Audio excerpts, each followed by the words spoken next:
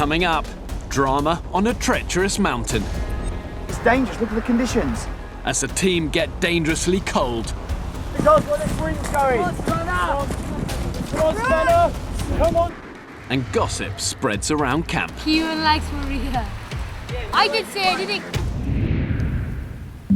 As dawn breaks over the Welsh hills, the weather is still grim, and the derelict quarry building has offered little shelter. Leader Scott revives the team with a much-needed survival essential. Guys, this morning I bring hot water for tea, coffee, whatever sachet you want to put in your cup. Love myself some tea in the morning. Few of the team have had a good night's sleep. The rain kept coming in this way and it was just soaking my face. It was awful. Like every other night is just luxury compared to this. Like my hair's still soaked because it was in the rain like all night. It was just like pouring on my face. So that wasn't very nice. I woke up like nearly every hour. It was not good at all.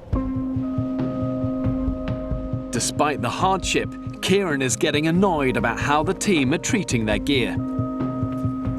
Everyone's admin's just everywhere, and when I'm telling them, they're just not listening. And then when we get to the top of the mountain, they'll be crying and saying they don't have this and they don't have that. And they're just not even listening. While teenagers are notorious for their untidy bedrooms, here, losing kit can be a matter of life and death. It's just terrible, like, they're just not even bothered. They're all just bothered about eating, but when they've got no water bottle or no rope or no head torch, they'll be saying, why have you not got this? Kieran came into survival school as a bit of a loner, having spent most of his life in foster care.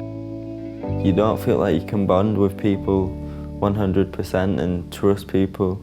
And change didn't come easily. The trouble is, Kieran, it's teamwork. You could have achieved that far a lot quicker. I just find it easier to work on my own, but I don't know, maybe we just need to learn to work in a team. So it's great to see him emerging as a real leader in the group. I think my role is just to keep everyone in line, keep the morale happy, because when my morale drops, their morale drops. I think we're getting them back. Yeah, yours is definitely in my blue bag. Alright, I'll help him grab that. Because I put them Charlie's wet shoes. Yeah, you did also. Oh, it's wet, but I don't care. I'm also heartened to see Charlie turning a corner after he hit a low last night.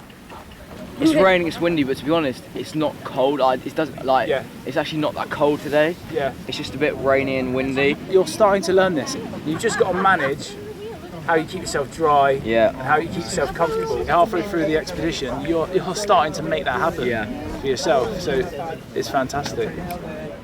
But highs and lows come thick and fast in such extreme conditions, and now it's Alana's turn to feel overwhelmed. I just want to go away and get warm. No, I never tried it. Just really want to get warm. The other girls rally round to lift her spirits. Thursday, waiting for love, waiting for love. Come around. Lavinia is bearing up better than most. Even the wild wind and rain didn't stop her getting some kit. Oh no, mine was alright actually. I slept quite well. Despite all the hardship, it seems she's most bothered by something which has never been one of my own survival priorities: the state of her nails. They've kind of got like a bit dirtier and dirtier like over the days. But it's not really on top, it's more like underneath the nails it's dirty. So you can't really see it, which is good. Lavinia comes from Cheshire and is really into fashion and makeup. I think people would describe me as quite girly, as I really like pink and my jewellery and everything. Lavinia has a serious motive for taking part in my survival school. 2 years ago, she was very ill in hospital. I had liver disease, and from there I got better, and I've turned my life around. So I want to prove to other ill children that they can also turn their lives around. When people at school are crying over stupid little things about arguments, I kind of just look at them and wonder why they're crying, because being in hospital made me realise there's a lot more things to cry about. Why do you want to do this? Because I want to prove that girly girls are stronger than everybody thinks. and she is certainly proving it so far. Lavinia is one tough cookie.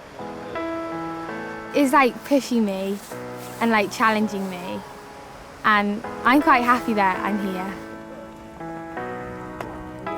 All the young survivors will need to dig deep for the second day of their mini expedition. They're going to be tackling one of the most famous mountains in Wales. It's called Triffin, and it's where a lot of the early Everest mountaineers came to train. And it's going to test these young survivors, their physicality and their attitudes to the limit. It is not a place for the faint-hearted.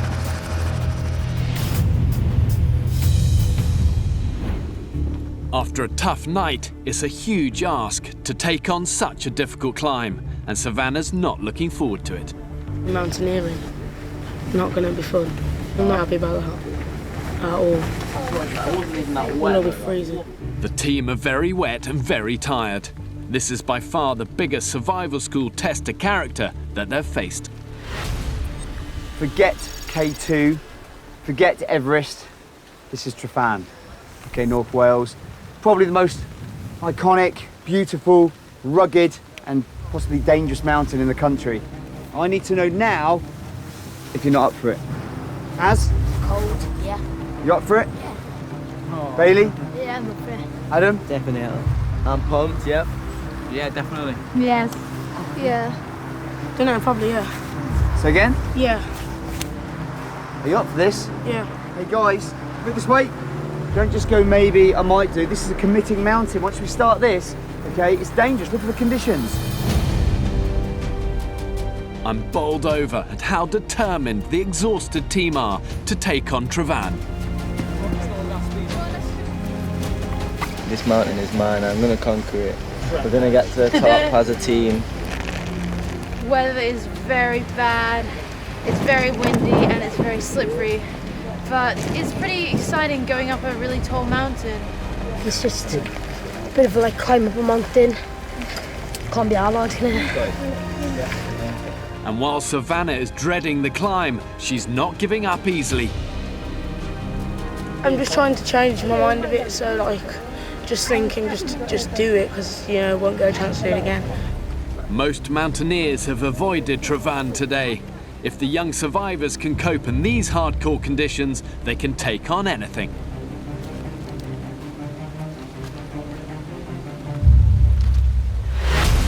Starting to get harder now. This is the next scramble. Don't climb in the direct line of the person in front of you. Try and just offset a little bit, because we're going to kick down a few rocks. If you kick down a rock on someone, you shout, "Blow!" People look up and then they can dodge the rock. The higher they go, the tougher it gets. And in this weather, I'd be amazed if everyone makes it to the summit. Keep going. Don't give up.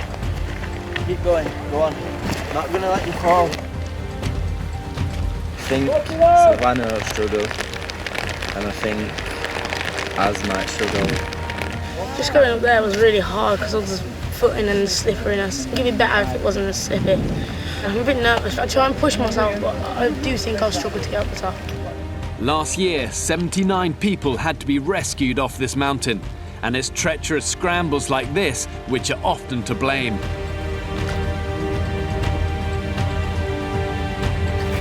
Suddenly, the expedition grinds to a halt. I don't know how we're climbing up the next bit. The team have reached a really tricky section. Leader Scott scouts ahead to check if they can continue. Tim! Yeah, Scott, too difficult. Wet, slippery, really vertical. There's another gully down here on the left-hand side. Throw your rope down, we'll try that one. Okay. Okay, Tim! Climb and ready! Climbing! One by one, the team tackle the steep rock climb.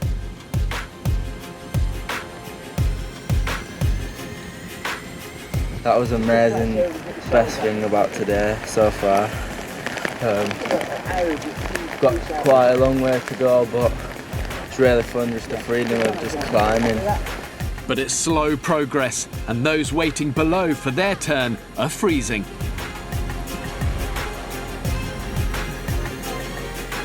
Ready to go next?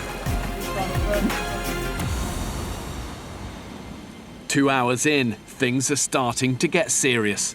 Azriel, the youngest member of the team, is showing the first signs of hypothermia.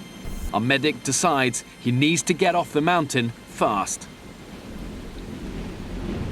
Although a huge blow to the 12-year-old is given the rest of the team a fighting chance of continuing up the mountain. Well, I just felt very dizzy and I just couldn't do it anymore. Like, I would have, but I didn't want to, because if I carried on going and I was slow, the team would have got cold. We're freezing. We waited down there for so long and there was damp as I had to go because it was so cold and damp. Exhausted? Just dizzy. Warmed up slowly, Azriel should be none the worse for wear. Take slow sips on that, mate. There's more for you if you need it. Like many mountain ascents I've been part of, it's becoming a race against time. Those still waiting to climb urgently need to get going. You are cold, you need to start moving. We need to get up here. And Savannah has a big decision to make. So cold. Cold, okay. I hate it. You got a choice. You can go down, or you can do this. I'm going up, obviously. You what? I'm obviously going to go up. Oh, it's just cold. Let's see some grit and determination there, okay? The first expedition to conquer Everest trained on this very mountain. And having climbed the world's highest peak myself, I can tell you, Travan might be smaller, but it's brutal. I'm so pleased Savannah is going for it. It's easy to forget that less than a week ago, these kids were at home with their families, surrounded by modern technology. Survival school is definitely toughening them up. Well done, Savannah. Yeah, I feel I'm really improving on it. It's getting better. They're now almost halfway up, and the whole team are keen to keep climbing. Guys, are we going to do this? Are we up for it? Come on! Yeah! Guys, who's cold? A few people. Yeah, we're cold. Let's go with it. Think about that. Let's keep going.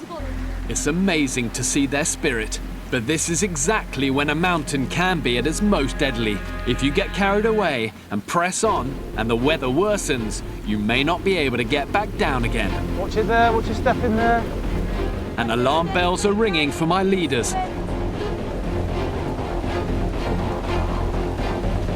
With many of the survivors getting dangerously cold, the leaders are forced to put up emergency shelters. Come on, Savannah!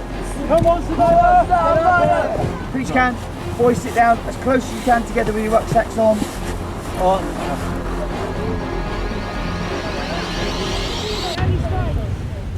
Huddling inside will give the team some much needed warmth while the leaders decide if they can carry on. Cold, we're all wet and damp, our trousers, feet, socks, jackets, but we're just trying to, but to be honest, under here it's a bit warmer.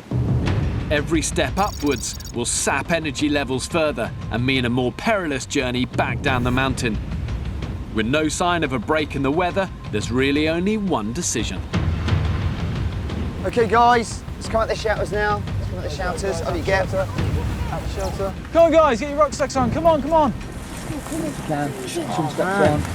Okay, team, nearly 4 hours on the mountain. We're about halfway up. It was always going to be a big ask after that hard night. It's been a hard day. Everyone cold? Yeah. Wet? Yeah. Okay, we're going to head down, okay? Let's go.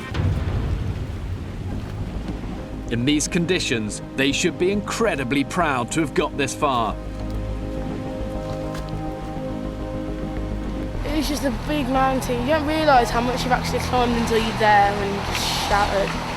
But I don't feel it until now. I'm really wet and my knees are really weak. Like I'll shake if I go on my tiptoes. I got really, really cold at some points, but other than that, it was really enjoyable. Cold, like we're damp, but I think the spirit is quite high at the moment, so we're going to try and continue it. So we're very nearly halfway through the Bear Grylls Survival School, and I think actually this mini expedition now has proved a real turning point, and we're starting to see signs that the team are beginning to embrace the wild, whatever it throws at them. It's been grim weather, it's been raining hard, It took some real grit to bounce back, especially after that tough night out. And it was bad conditions, even by my standards. Standouts for me, I think, especially Savannah, who almost surprised herself. She hung on in there and kept going. And also Kieran, who's starting to stand up now and take on that leadership role, which is great to see.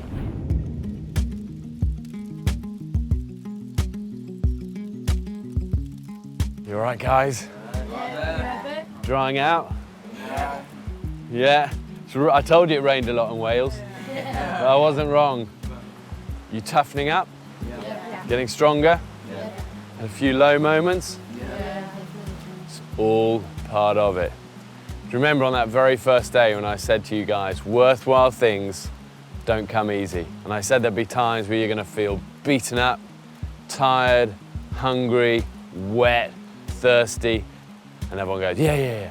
Now you're beginning to understand it. Look at you, you're a tight team now because you've gone through the fire a little bit together. You're winning my respect the hard way.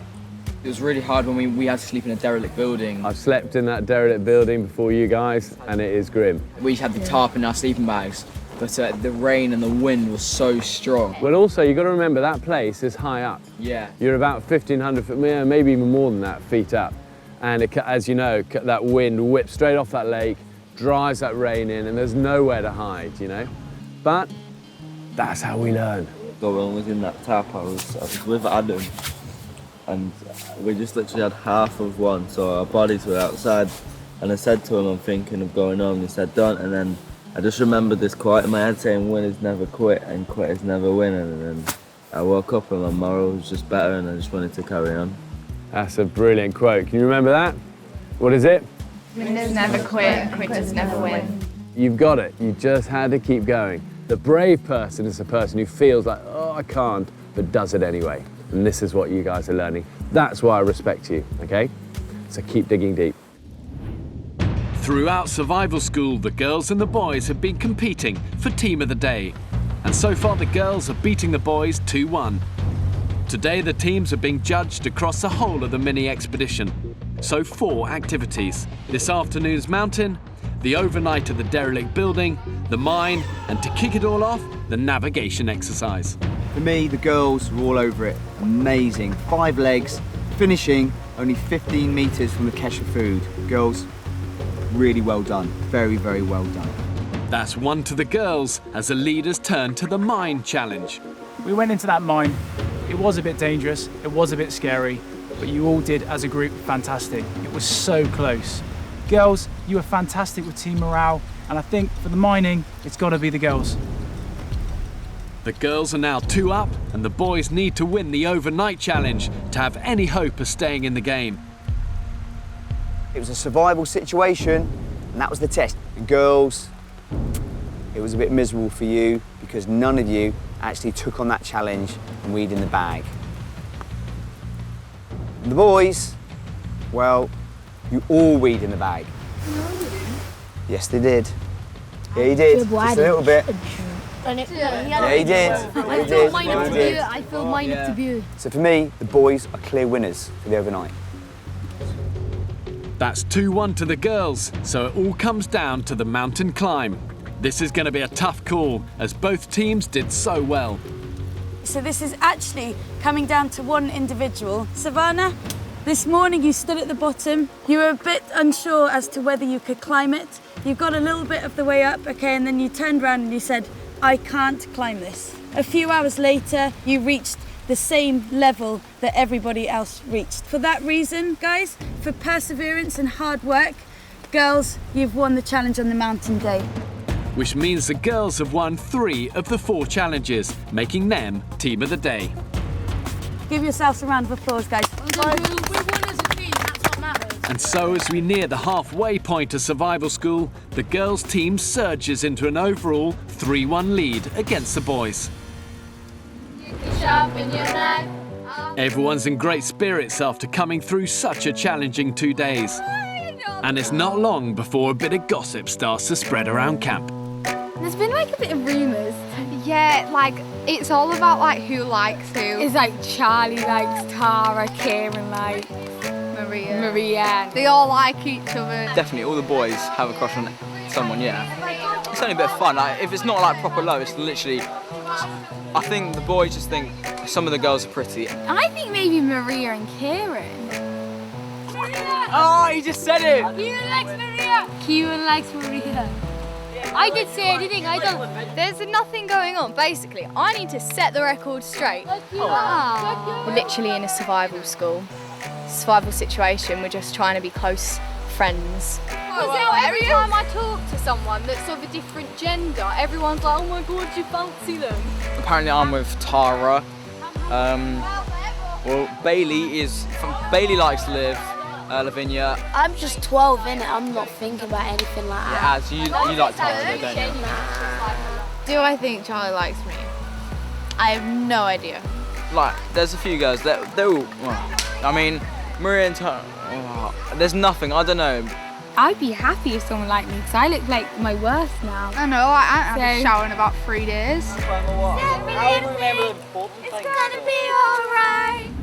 Next time on Bear Grylls Survival School, a death-defying abseil. Oh my goodness, I'm high up. And supper doesn't come easy. You're a brave man, Adam.